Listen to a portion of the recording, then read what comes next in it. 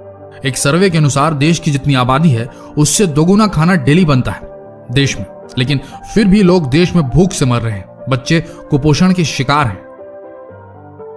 Agriculture ministry के हिसाब से 50,000 करोड़ का खाना देश में हर साल गटर में बहाया जाता है। ध्यान से सुनिए, हम उसी देश की बात कर रहे हैं जहां अन्न को भगवान माना जाता है, जहां खाने के दाने को फेंकना हराम माना जाता है। एक ऑर्गेनाइजेशन जिसका नाम भूख है, उसके सर्वे के मुताबिक 20 करोड़ भारतीय रोजाना बिना भोजन के सोते हैं। 70 लाख बच्चे कुपोषण और भुखमरी से हर साल मर जाते हैं। देश की 45% जमीन जो बंजर होने लगी है, जहां वाटर लेवल डाउन हो गया है, उसका कारण है कि उन जमीनों से जंगल काट दिए गए ताकि खेती की जा सके और लोगों का पेट भर सके। लेकिन इस भारी कीमत पर हम जो अनाज उपजाते हैं उसे खाते नहीं, फेंक देते हैं। सोचिए कितना नुकसान हो रहा है आपके खाने को वेस्ट करने की आदत से। 300 मिलियन लीटर तेल हम रोज जलाते हैं उस खाने को पकाने के लिए जो नालियों में बहा दिया जाता है। अगर इंसान है तो प्लीज राशन का सामान उतना ही खरीदें जितनी जरूरत हो। ऑफर्स के चक्कर में ज्यादा कभी न लें क्योंकि वह कूड़ेदान में ही जाएगा।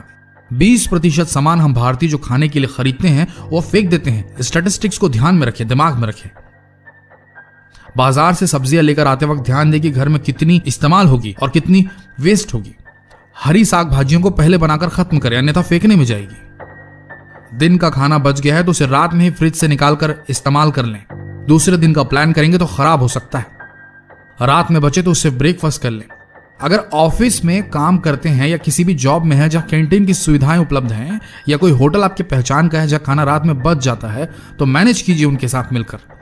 कांटेक्ट कीजिए अपने आसपास के एनजीओस को, वो हेल्प करेंगे ये खाना जरूरतमंदों तक पहुंचाने के लिए। शादी पार्टियों में भी ये चीज की जा सकती है।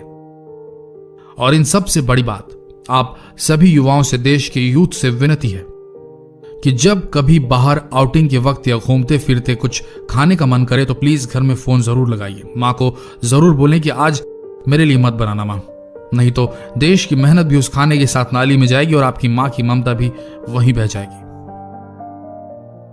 जहां से हूं वहां की बात करता हूं, भारत का रहने वाला हूं, भारत की कहानी कहूंगा।